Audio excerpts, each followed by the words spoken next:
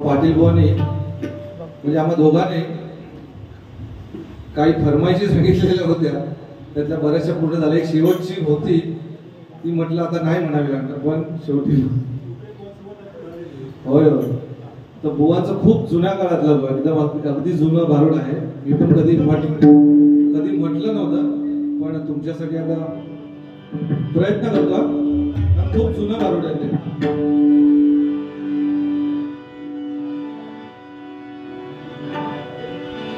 भारूड आहे श्रीकृष्ण अर्जुन युद्ध.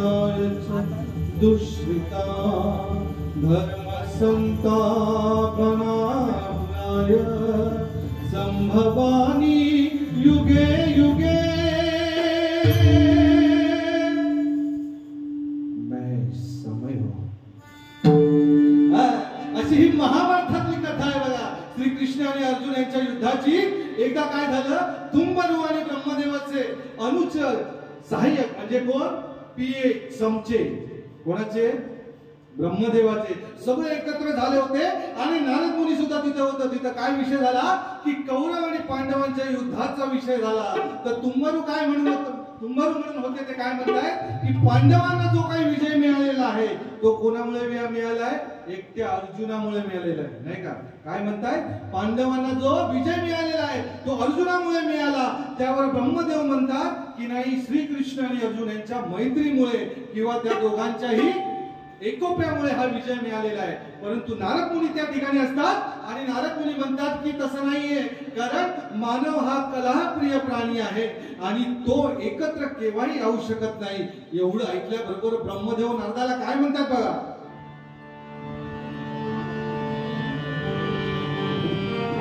ऐक नारदा दर्शी कशाला वक्तव्य हे भूपाचे.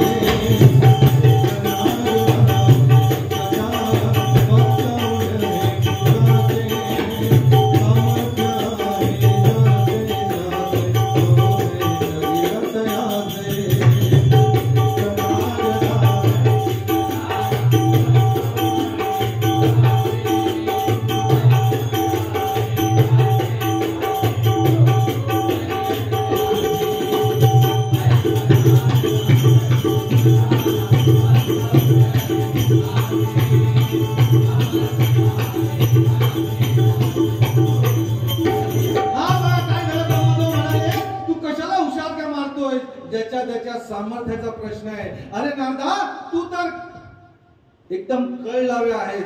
कावी झालेल्या माणसाला कसं जसं पिवळं पिवळं दिसायला लागतं तसं तुला सुद्धा भानगडीशिवाय काय काम नाही. म्हणून एवढं म्हटल्यावर नारदाला सुद्धा राग आला. तो काय म्हणतोय,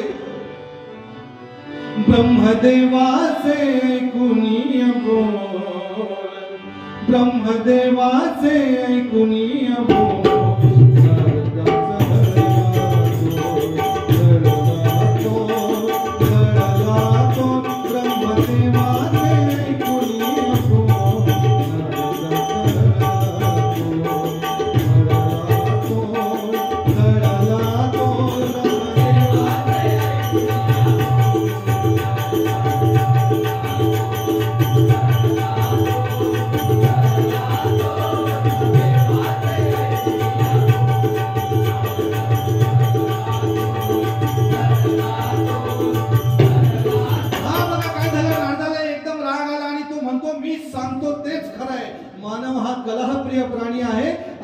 कधीच एकत्र येऊ शकत नाही. मी सांगतो तेच खरं आहे असं म्हटल्यानंतर ब्रह्मदेव म्हणतात, अरे नारदा, तुझी अशी परिस्थिती झाली आहे ना की काय तुला सांगू.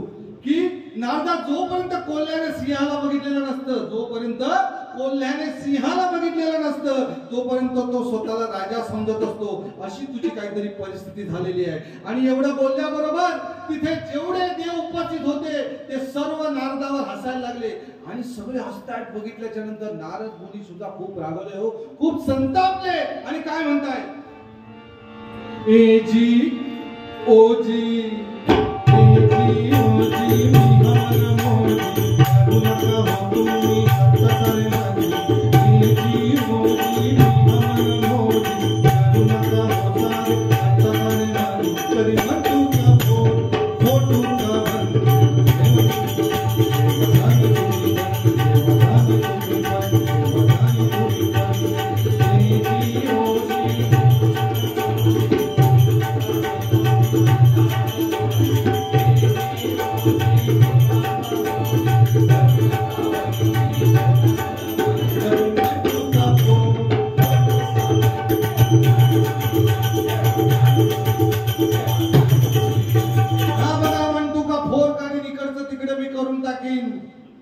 मला चॅलेंज करायचं नाही असं नारद मुनी म्हणतात.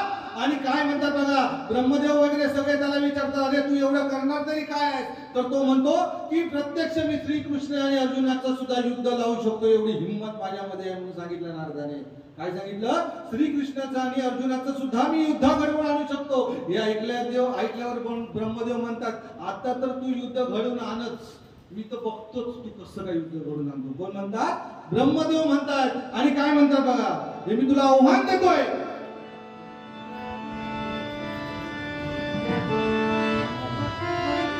आव्हान तुले आव्हान, आव्हान तुले आव्हान, आव्हान तुले आव्हान, आव्हान तुले आव्हान.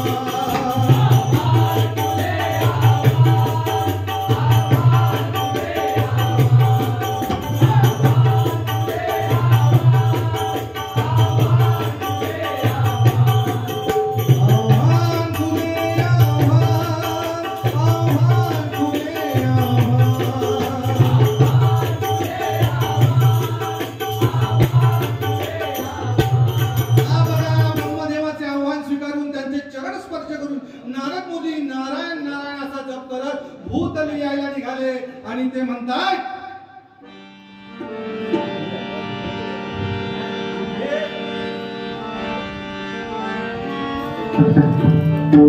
नारायणा रमा रमणा, नारायणा रमा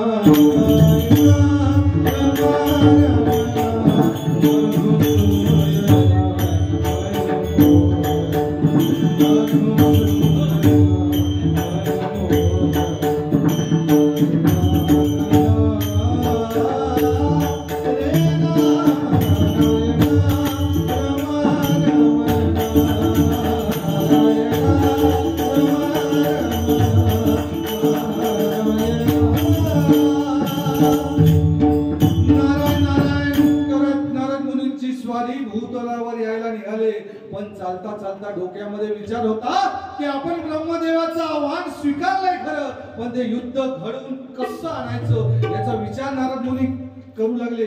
कसं पण करून काय पण करून युद्ध घडवून आणायचं आणि ब्रह्मदेवाच्या एकदम नक्षात उतरून टाकायचा असा विचार करत करत नारद मुनी भूतलावर आले आणि गंगेच्या पात्राजवळ जाऊन उभे राहिले.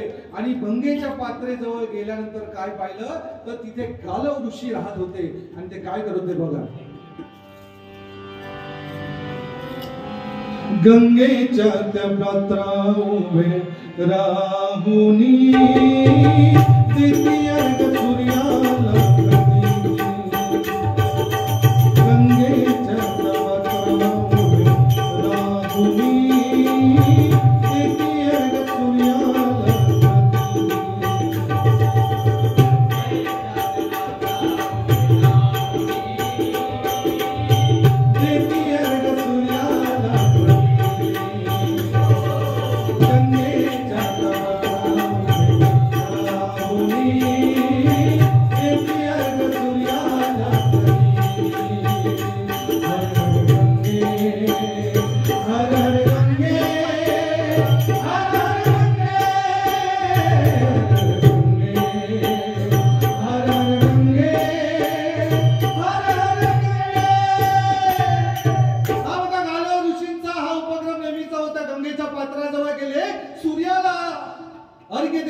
त्यांनी उंगलीत पाणी घेतलं आणि इतक्यात वरून काय झालं, वरून एक विमान चाललं होतं. काय झालं होतं बघा.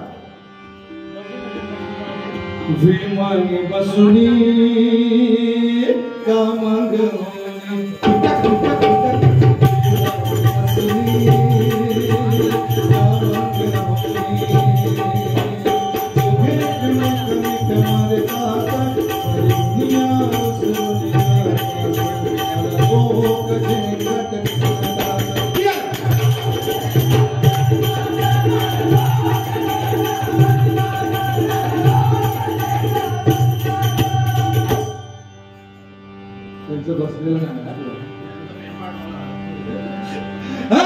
तर बघा, विमानात बसून चित्रसेन नावाचा गंधर्व अगदी फिरायला चालला होता. कोणाबरोबर?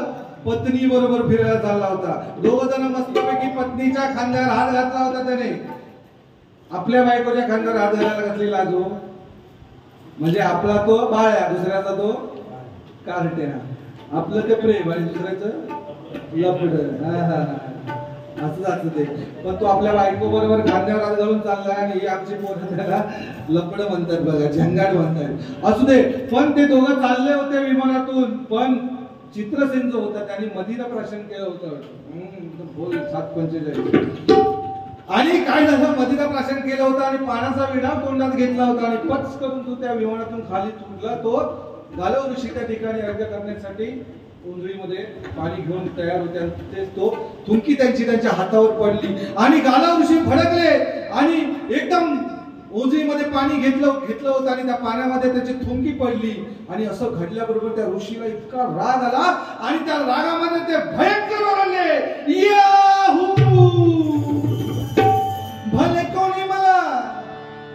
भले कोणी मला जंगली म्हणा, भले कोणी मला दुष्ट म्हणा,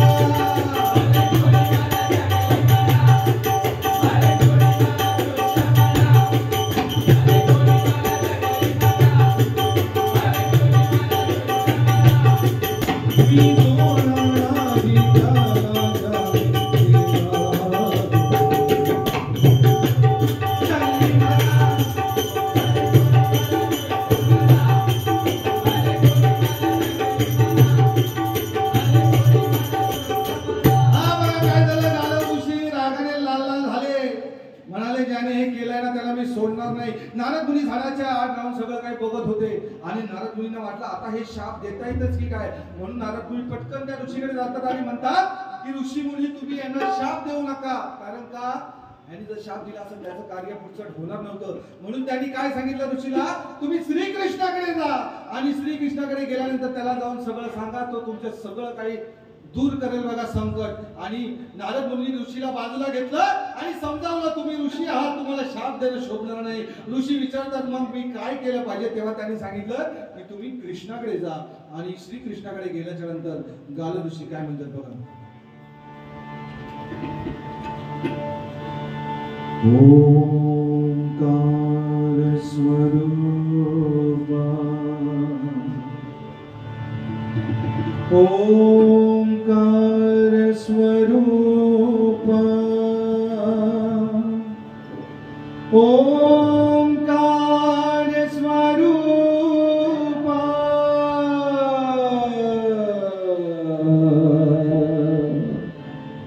तुझं नमो तुझं नमो तुझं नमो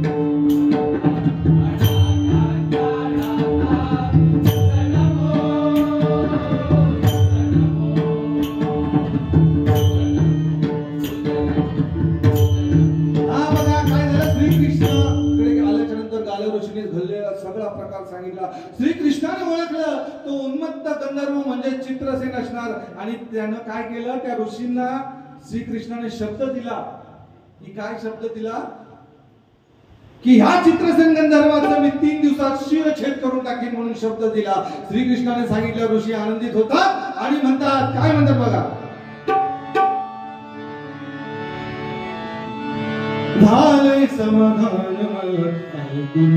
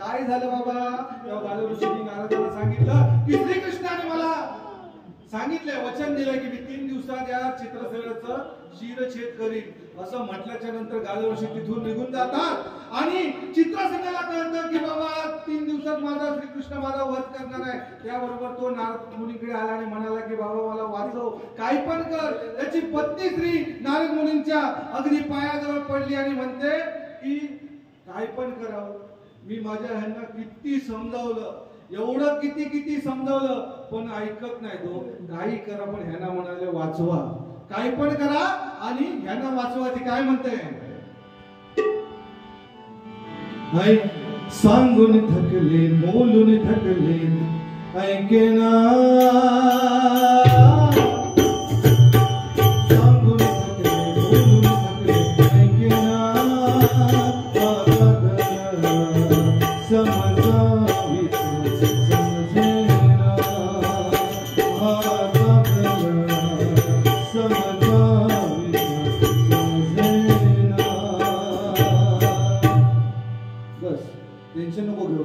तरी मी सांगत होते एवढी तू घेऊ नको म्हणून सांगत होते ना पण आमचे ऐकायला तयार नाही किती काय सांगितलं तरी रोज सांगते हे करू नका ते करू नका तरी सुद्धा ते तेच करून येतात पण गंधर्वाची पत्नी म्हणते नारदांना की तुमची बहीण म्हणून समजा मला आणि मला चुडा दान द्या ह्यांना काही करून वाचवा मग नारद मुनींना सुद्धा दया येते आणि ते काय म्हणतात बघा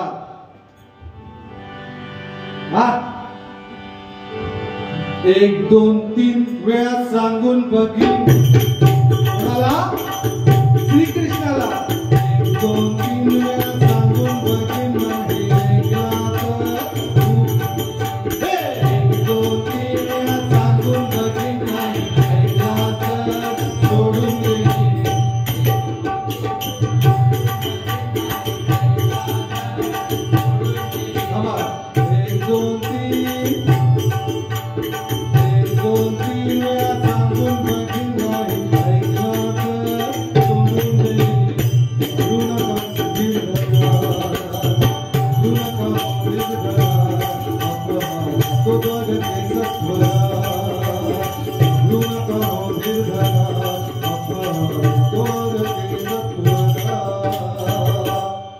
शॉर्ट अँड स्वीट.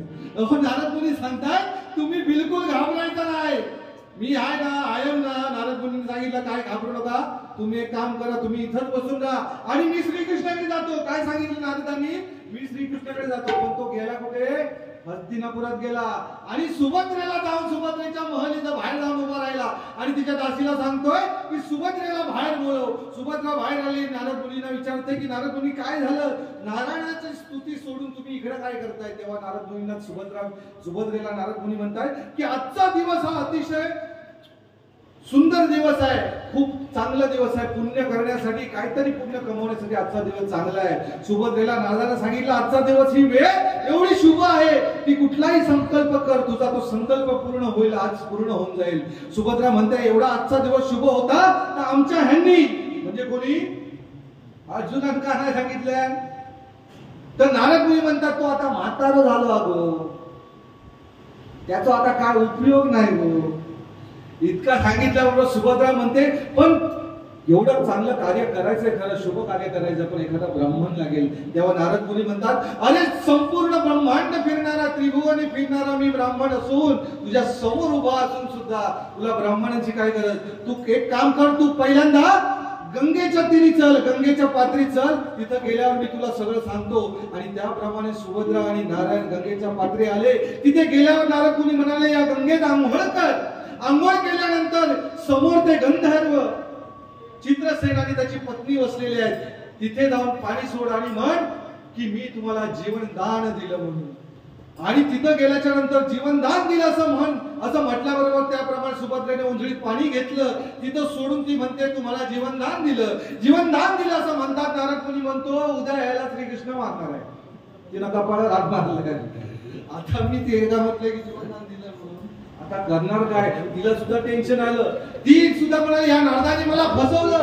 धावत पळत नारद म्हणाले तू जा अर्जुनाकडे आणि जाऊन सांग ह्यांना वाचव, कारण मी ह्याला शब्द दिलाय, ह्याला वाचव म्हणून सांगितल्या बरोबर ती धावत पळत सुभद्रा गेली अर्जुनाकडे आणि जो अर्जुनाला सांगते काय सांगते बघा. म्हणे सुभद्रा अर्जुन ऐका हो तुम्ही ऐका. म्हणे सुभद्रा अर्जुन ऐका हो तुम्ही ऐका. शब्द दिला मी नरकाना, शब्द दिला मी नरकाना. वाचव वाचव चित्रसेना, हो हो वाचव वाचव चित्रसेना.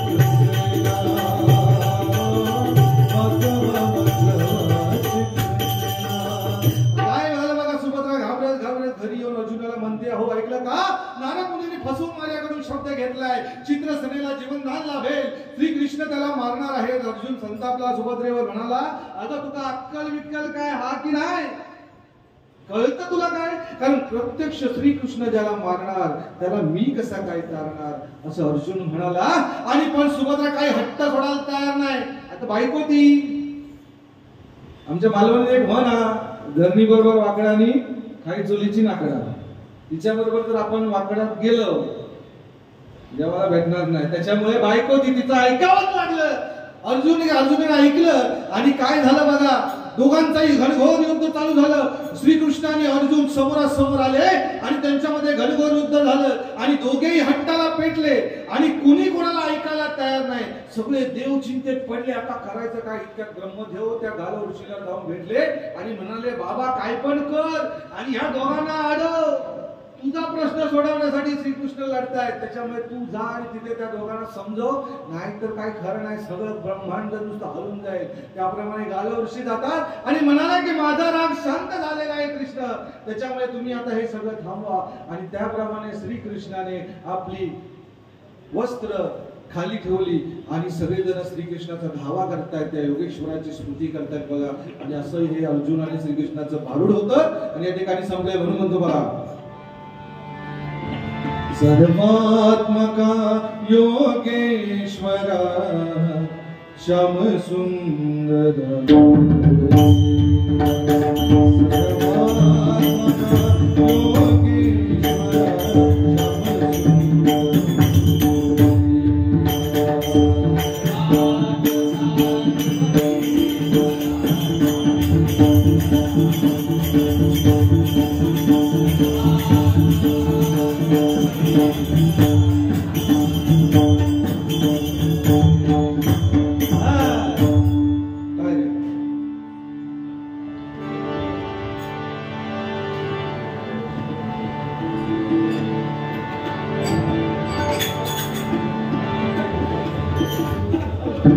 या ठिकाणी पुन्हा एकदा जुचंद्र धार्मिक सेवा संस्था आयोजित या ठिकाणी सालभद्र 157वा अखंड श्री हरिनाम सप्ताह 2024 आणि त्यानिमित्तानं खरोखर आज आम्हाला या ठिकाणी हरिभजन गाण्याची आम्हाला डबलवारी करण्याची सुवर्ण संधी या संस्थेने आम्हाला दिली.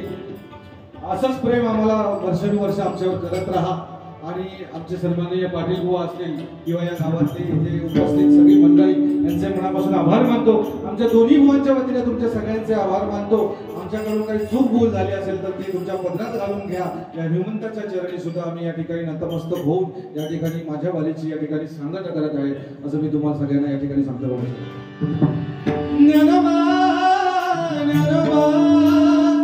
ज्ञानोबा माऊली तुकाराम